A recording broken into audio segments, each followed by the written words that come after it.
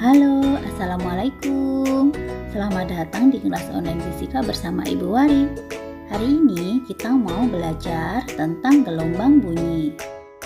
Di pembahasan kali ini, Ibu akan menjelaskan tentang sifat-sifat gelombang dan efek Doppler. Sebelum kita lanjutkan materinya, jangan lupa tekan like, komen, dan subscribe ya. Terima kasih.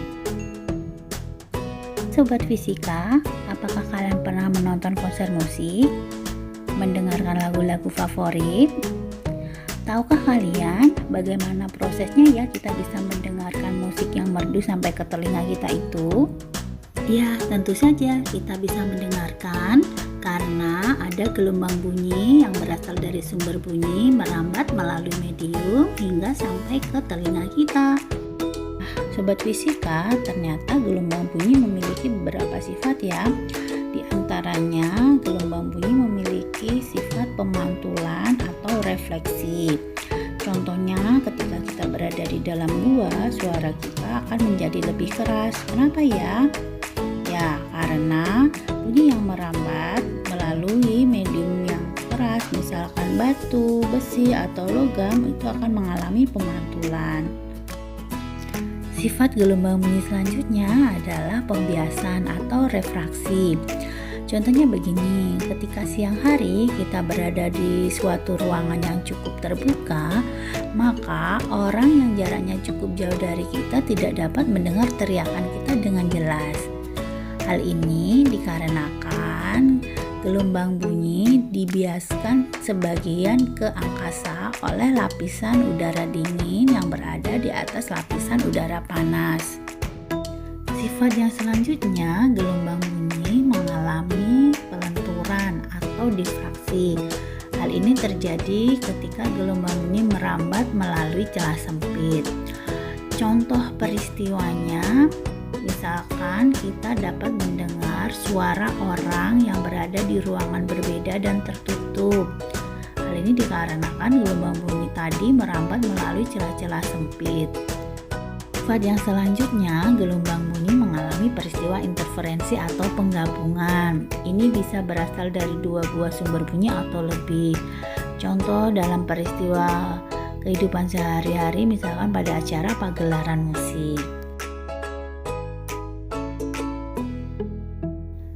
Next, pembahasan selanjutnya kita akan membicarakan tentang efek Doppler.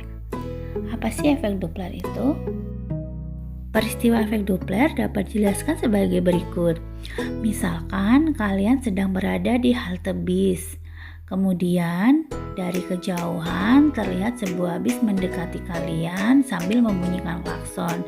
Nah, coba deh diinget-inget, bunyi klakson yang kalian dengar itu ada perbedaannya tidak ya ketika posisi bis berada di kejauhan dan mendekati kalian?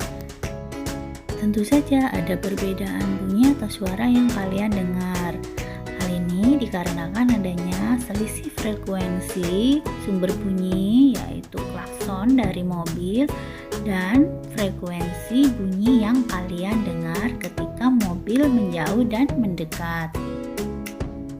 Secara matematis dituliskan dengan persamaan Fp per V plus minus Vp sama dengan Fs per V plus minus Vs, di mana Fp menunjukkan frekuensi pendengar dengan satuan Hertz, Fs frekuensi sumber bunyi dengan satuan Hertz, Vp kecepatan pendengar satuannya meter per sekon, Vs kecepatan sumber bunyi satuannya meter per sekon, dan V-nya adalah kecepatan bunyi di udara. Dengan catatan, Vp akan bernilai positif jika pendengar itu mendekati sumber bunyi dan sebaliknya.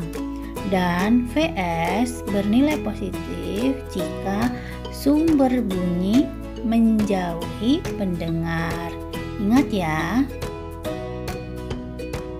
Demikian tadi pembahasan simpel konsep efek Doppler. Untuk contoh soal dan pembahasannya nanti akan Ibu jelaskan di video selanjutnya ya. Tetap semangat belajar. Ibu akhiri. Assalamualaikum.